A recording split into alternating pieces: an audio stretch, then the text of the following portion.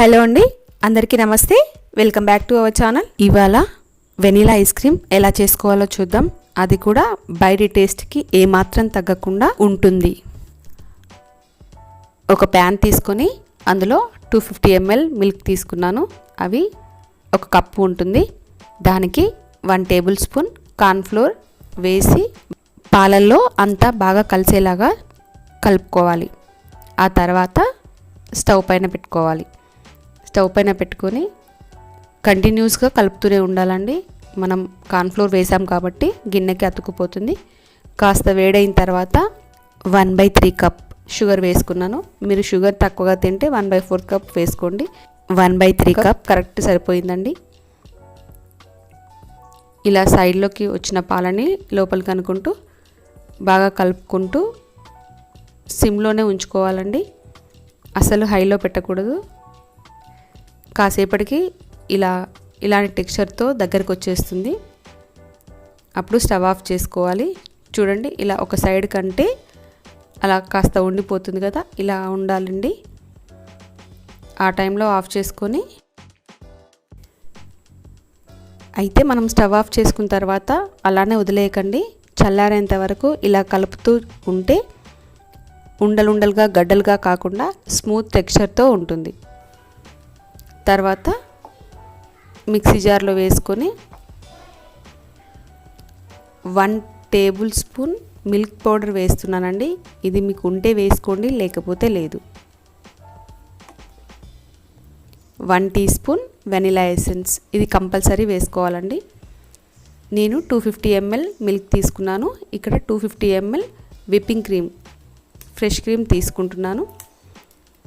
మీ దగ్గర fresh cream లేనట్టయితే ఇంట్లో పాల మీద తీసిన మీగడని వాడుకోవచ్చు. కంపల్సరీ ఎంత మిల్క్ అయితే యూజ్ చేస్తామో అంత క్రీమ్ వేస్తే చాలా బాగా వస్తుంది. మీ దగ్గర తక్కువ ఉన్నా వేసుకోండి. ఒకసారి బాగా షేక్ చేసి ఇలా వేసుకోండి. లోపల వాటర్గా అయిపోతుంది కదా, ఒకసారి షేక్ చేసి వేసుకుంటే బాగా వస్తుంది బయటికి.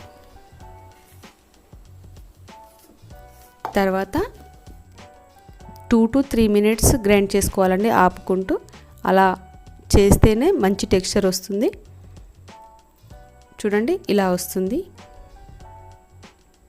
తర్వాత మూత ఉన్న బౌల్లో వేసుకొని పెట్టుకోండి. ఎందుకంటే క్యాప్ లేకపోతే ఐస్ క్రీమ్ సరిగా రాదండి, గట్టి పడిపోతుంది. తర్వాత ఫ్రిడ్జ్లో పెట్టిన తర్వాత ఒక 2 to 3 hours ఉంచి మళ్ళీ ఫ్రిడ్జ్లో నుంచి తీసి ఒకసారి మళ్ళీ గ్రైండ్ చేసుకోవాలండి. ఇలా చేయడం వల్ల ఐస్ క్రీమ్ చాలా స్మూత్గా వస్తుంది. మళ్ళీ సేమ్ ఒక 2 minutes నెమ్మదిగా గ్రైండ్ చేసుకొని మళ్ళీ సేమ్ అదే బాక్స్లో వేసుకొని క్యాప్ పెట్టుకోవాలి.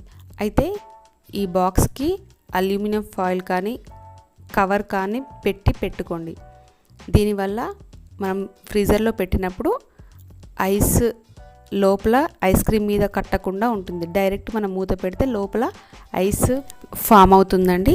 అలా ఐస్ ఫామ్ అవ్వకుండా ఉండాలంటే కవర్ కానీ ఇలా ఫాయిల్ కానీ పెట్టేసుకుంటే బాగుంటుంది.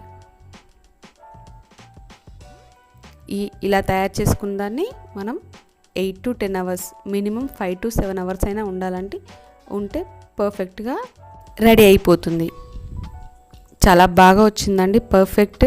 మనం బయట కొన్నట్టుగానే టేస్టీగా వచ్చింది. చూడండి ఎంత పర్ఫెక్ట్గా వచ్చిందో, మీకు చూస్తుంటేనే అర్థమైపోతుంది. ఆ టేస్ట్ కానీ ఆ టెక్స్చర్ కానీ పర్ఫెక్ట్గా వచ్చింది. మీరు కూడా ట్రై చేయండి ఖచ్చితంగా. నాకు ఎలా వచ్చిందో కామెంట్ చేయండి. మీకు ఈ రెసిపీ నచ్చినట్టయితే ఒక లైక్ చేయండి, మీ ఫ్రెండ్స్కి షేర్ చేయండి, కామెంట్ చేయండి. కంపల్సరీ సబ్స్క్రైబ్ చేసుకొని బెల్ ఐకాన్ క్లిక్ చేయండి. మా పాప తీసుకొని వెళ్తుందండి. తను ఎప్పుడు వీడియో చేస్తుందా అని చూసుకుంటూ కూర్చుంది. చాలా బాగా వచ్చిందండి రియల్లీ. మీరు కూడా ట్రై చేయండి. Thank you for watching.